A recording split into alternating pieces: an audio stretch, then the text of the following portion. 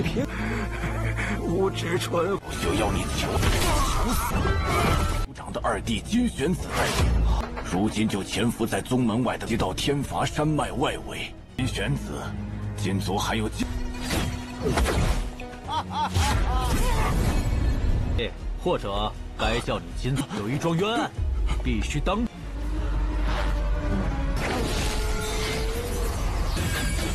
九龙环顶阵。Halo guys, welcome back to Gobi Movie. Dan akhirnya kita melanjutkan lagi Sandio Pakboy nih, mantap. Kira-kira mau bikin spoiler show nggak guys? Coba kalian komen di bawah ya. Oke, yang pasti hari ini kita bakal masuk ke part 317 episode 338 Nitian Jejun yang tentunya bakal sangat seru karena Deo Pakboy akan menginterogasi semua tetua yang berhasil mereka tangkap dan mengungkap fakta di balik penyerangan. Wah, kira-kira gimanakah rencana asli mereka guys? Selain itu juga bakal ada perang besar kedua yang menanti Sekte Huangfu. Gimana cara Tanyo menanganinya tuh? Yang pasti musuh-musuh kali ini lebih kuat. Ini semua bisa terjadi karena pertarungan Deo Pakboy yang melawan para musuh kemarin.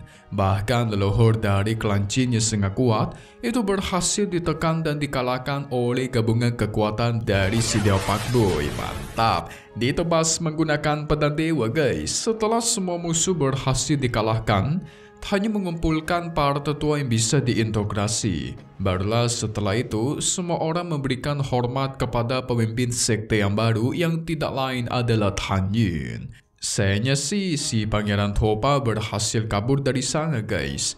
Coba aja dia nggak menyamar jadi si Tan Yin. Pasti ketangkep tuh. Tapi nggak apa-apa, nanti juga bakal Tan Yin kejar kok. So maka dari itu, kita masuk ke intro ya guys. Hehehe. 不发言，不是你能轻易看。 Kemarin sang tetua dari klan Topa yang tertawa keras dan mengatakan cepat atau lambat Sekte Huangfu bakal dikuasai oleh klan Topa. Tentu membuat hanya langsung bereaksi dan menghipnotis dirinya menggunakan mata Hongmeng. Sang tetua yang terhipnotis mengaku kalau dia adalah jenderal ilahi dari dinasti suci Topa. Dan sebenarnya orang yang dulu membantai ketua Tantai itu adalah Pangeran Topa yang sekarang yang dipanggil sebagai Topa Lin. Dialah yang menyamar sebagai Tan Yin dan menghabisi ketua Tantai. Nah, terungkap sudah guys. Tetapi setelah hipnotisnya dilepaskan, si tetua ini makin ngelunjak, mengatai Tan Yin yang tidak becus tidak bakal mampu mengatasi dinasti sucinya. Tapi naas, demi balas dendam si ketua Tantai, sang ayah alias Tantai Yi, dia langsung turun tangan untuk menghabisi tetua Topa, singkat tuar. 谭云，你凭无知蠢，晚辈必毁灭了拓跋圣朝。 Sekali tinju langsung meninggal di tempat guys. Gila, mantap. Setelah itu hanya menghipnotis Jin Xianghai. Nah, si Xianghai menceritakan 6 tahun yang lalu leluhur Jin mereka mengumpulkan para pasukan klan Jin di sekitar Sekte Huangfu. Tentu dengan tujuan bersiap untuk menyerang Sekte Huangfu kapan saja. Sekarang pasukan klan Jin sedang bersembunyi di luar sekte dan dipimpin oleh saudaranya leluhur klan Jin yang bernama Jin Xuanze. Sang leluhur klan Jin pernah memberikan pesan kalau sampai terjadi sesuatu kepada dia seperti contohnya meninggoy, maka biarkan Jin Xuanze lah yang memimpin selanjutnya guys untuk menghancurkan sekte Huangfu. Wah, diketahui juga Jin Xuanze itu sudah berada di ranah alam Raja Janin 500 tahun yang lalu. Yang pasti sekarang jauh lebih kuat. Nah, dari situlah Tanyo yakin setelah mengetahui kematian dari saudaranya, pasti si Jin Xuanze itu bakal turun tangan guys. 长的二弟金玄子带领，如今就潜伏在宗门外的这道天罚山脉外围。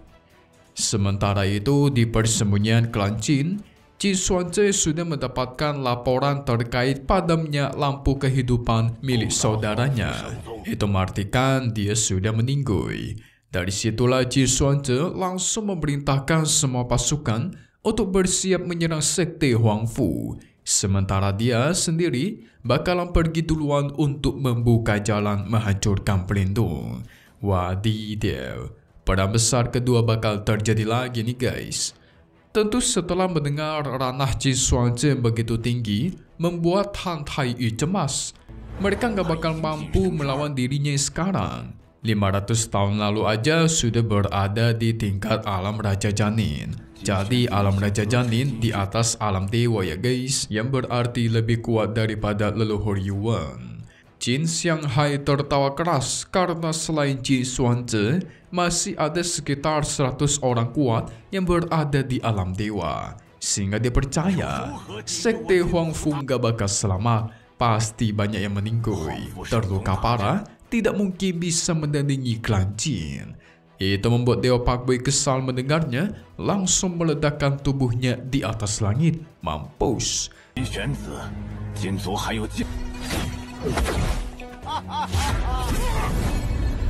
Setelah itu, Tanyu pastikan kepada semua orang, selama ada dia, sekte Huangfu gak bakalan hancur. Tentu semuanya percaya kepada Dewa Pak Bui. Bahkan leluhur Yuan mengatakan akan selalu membantu sekte Huangfu sampai ke titik darah penghabisan. Nah, mantap nih.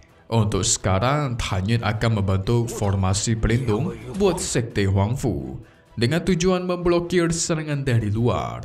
Tapi sebelum itu, dia harus mengurus Kong Su Yanchun dulu nih guys.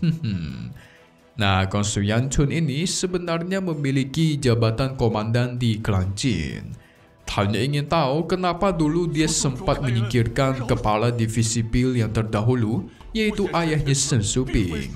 Yanchun menceritakan, waktu itu klan Qin sempat menyusup ke sekte Huangfu. Nah, di situ klan Qin memaksa dia untuk menyingkirkan kepala divisi Pil, sehingga dia memastikan itu semua bukanlah keinginan dirinya.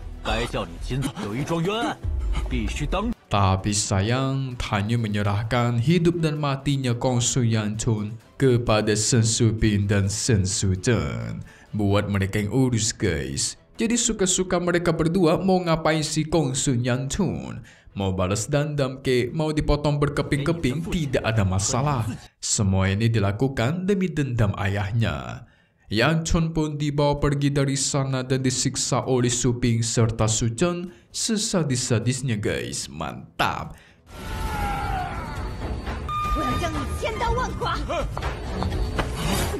Nah, masih ada tetua penegak hukum yang sempat berkhianat kemarin kan? Kira-kira dia diapain nih? Tanyu memutuskan akan mengintegrasi dia setelah mengatasi serangan klan Qin susulan. Tapi ada satu pengecualian. Selama dia bersumpah setia kepada sekte Huangfu, maka dosa-dosanya itu akan dilupakan. Nah, jadi kemarin dia itu sempat membantu Tanyu dalam membantai para tetua guys. Jadi ya masih bisa Tanyu ampuni lah. Tetua penegak hukum pun bersumpah setia atas hidupnya. Setelah itu, Tanyu dan Kusong pun pergi ke depan gerbang sekte. Semua orang yang berada di dekat gerbang sudah dievakuasi ke dalam sekte. Bahkan kota Tianfa itu sudah kosong. Tidak perlu basa-basi, Tanyu langsung mengeluarkan formasi kuali cincin 9 naga. Nah, ini baru kuat nih guys. Muncullah sosok kuali besar dan 2 naga super kuat yang membentuk pelindung.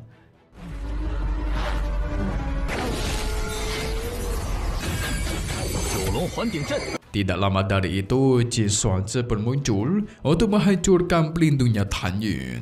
Serangan demi serangan dia lancarkan, tetapi tidak ada satupun serangan yang bisa meretakkan pelindung ini. Bahkan Tanyu hanya tertawa keras, "Akan kutunggu dirimu menghancurkan pelindungku." Membuat Xuanzhen auto murka besar guys. Dan Tanyu pun kembali ke dalam sekte. Nah, di sini Kusong penasaran nih. Kira-kira pelindung yang Tanyu buat itu mampu bertahan berapa lama dari serangannya Qin Xuanzhen. Tanyu pastikan mau itu 10 tahun sekalipun, belum tentu Qin Xuanzhen bisa menerobosnya. Sehingga dengan begitu, mereka masih memiliki waktu yang cukup panjang untuk memulihkan kekuatan sekte sekaligus meningkatkannya. Saat formasi pelindung itu hancur, maka itulah waktu mereka untuk berperang. Tapi sebelum Tanyo mengasingkan diri, dia masih harus menyingkirkan semua mata-mata dan para murid pengkhianat yang ada di dalam sekte. Jadi di dalam sekte masih banyak mata-mata yang belum dibantai habis ya guys. Nah, karena dalam menyatukan ke 10 divisi, mereka itu benar-benar harus menghabisi semua pengkhianat. Kalau para pengkhianat sudah tidak ada, otomatis Tanyo bisa dengan mudah menyatukan ke 10 divisi. Di sini Tanyo memutuskan untuk menjadikan To Paiying sebagai wakil pemimpin sekte. Karena kemampuan, bakat dan pikirannya itu setara dengan Tanyo atau bahkan lebih kuat guys untuk sekarang ya. Karena si Topa memiliki kemampuan tidak bisa meninggoy. Padahal jantungnya sudah ditusuk tetapi tidak bisa mati. Kuat banget dia guys. Dengan ini secara resmi To Paiying menjadi wakil ketua. Semua perintah dari To Paiying itu sama saja dengan perintah dari Tanyo. Bagi yang berani melanggar maka harus siap untuk dieksekusi. 皇甫圣宗第一任副宗主， 都无需老朽过问。 Ying pun diperintahkan untuk membawa Tato dan Kara Iblis ke alam rahasia jiwa binatang di gerbang suci. Karena di sana ada banyak binatang buas yang cukup kuat dan dipenjara guys. Tujuannya biar si Kara Iblis dan Tato menaklukkan para monster di sana yang nantinya akan digunakan untuk melawan klan Jin. Wah, pintar banget nih si Leo Pakboy ini. Tapi nggak lama dari itu muncullah laporan kalau leluhur dari keluarga Feng yang bernama Feng Zhenxiao ingin menemui Tanyo. Wah, siapakah leluhur itu guys? Apakah dia mengajak kerjasama atau apa itu? Mari kita lihat apa yang terjadi di episode selanjutnya.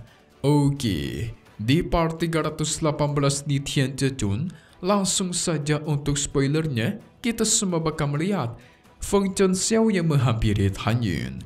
Dia percaya akan kemampuan pemimpin sekte yang baru alias si Tanyo. Tanyo memiliki mata yang tidak bisa ditipu. Iyalah, kan punya mata Dewa Hongmeng ya kan? Tetapi keluarga Fengnya kemarin itu sempat bimbang guys. Mereka sempat hampir berkhianat, jadi sang leluhur datang secara langsung memohon minta maaf. Untungnya leluhur Feng sempat bertarung membantu Tanyo kemarin.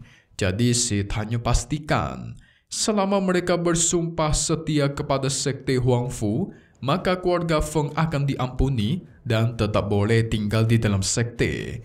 Tapi kalau mereka tidak bersedia juga tidak masalah. Nanti setelah masalah klan Jin diselesaikan, maka Tanyo akan mengusir keluarga Feng dari sekte ini. Jadi tinggal dipilih nih, sumpah setia atau menolak sumpah setia. Kira-kira yang manakah yang bakal leluhur Feng pilih guys? Kalau kalian milih mana coba? Jadi murid Leo Pakboy ataukah tidak? Kalau Mimi sih mau ya. Apalagi dia memiliki ilmu yang membuat para wanita jatuh hati. Wow, itu ilmu paling sakti tuh. Hehehe. Oke, selesai dulu untuk part 317 di Tianzhechun. Kita bakal update lagi di minggu depan hari Senin ya guys. Jadi kita bakal ketemu lagi untuk tahun 1 ini. Yes, ya di minggu depan. Satu hal yang pasti cuma di sini, Kobe Movie. Thank you buat kalian semua nonton dan selalu support channel Mimin. Semoga kalian semua sehat selalu. Mimin pamit undur diri dulu. Kita bakal ketemu lagi di video-video selanjutnya.